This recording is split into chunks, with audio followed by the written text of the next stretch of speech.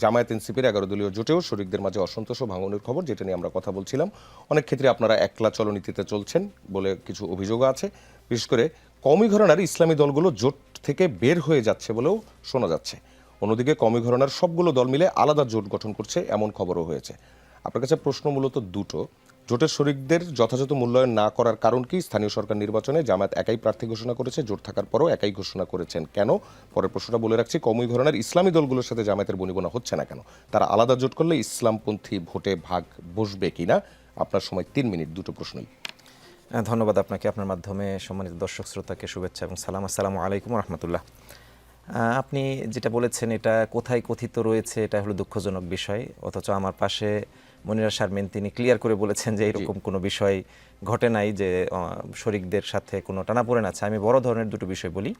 একটা হচ্ছে যে আমাদের জোটে জাকপা তারা নির্বাচনে অংশগ্রহণ করার ক্ষেত্রে কোনো প্রার্থিতা দেয়নি বা তাদেরকে সেভাবে দেওয়ার সুযোগ দেওয়া হয়নি যদি বলেন সেটাও, অথবা তারা নেয়নি এটাও।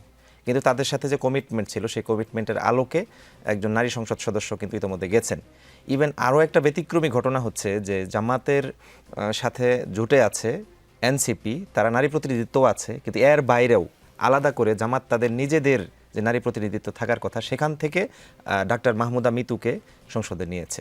অর্থাৎ এগুলো যারা বলে, এবং একই সাথে আপনি বলেছেন যে স্থানীয় সরকার নিয়ে যে টানাপোড়েন, সব কিছু মিলিয়ে এগুলো যারা বলে টানাপোড়েন সংক্রান্ত কথা, এটা মিডিয়ার সৃষ্টি, বা বলা যায় যে এই জোটটাকে ভাঙনের ক্ষেত্রে ভূমিকা রাখছে তারা আর কি।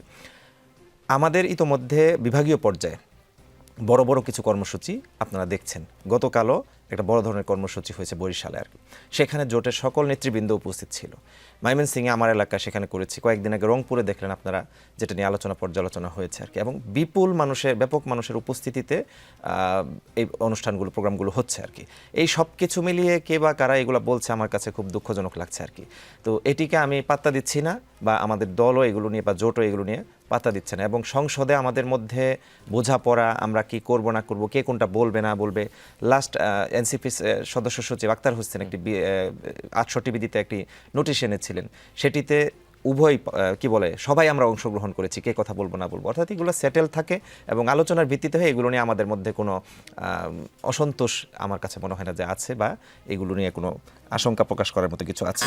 সেকেন্ড, আপনি বলেছেন যে স্থানীয় সরকার নির্বাচনে প্রার্থী দেওয়া, এটা মনিরা শারমিন মধ্যে বলেছেন আর কি, যে প্রত্যেক দলের একটা স্বকীয়তা আছে। এরপরেও তো আরও সময় আছে সামনের দিকে গেলে। যেমন আমি আমার নিজের এলাকার কথাই বলি, আমি অলরেডি আমাদের দায়িত্বশীলদের সাথে আলোচনাটা এরকম করেছি যে হয়তো জোট হবে না, কিন্তু তারপরেও আমাদের এখানে বোঝাপড়া থাকা দরকার। কি আমরা করতে যাচ্ছি, কতটুকু আমাদের পক্ষে কোন প্রার্থী থাকলে সেখান থেকে উঠিয়ে নিয়ে আসা সম্ভব, এই সব কিছু মিলিয়েই আরও সামনে ক্লিয়ার বলার মতো সময় আসবে ইনশাআল্লাহ।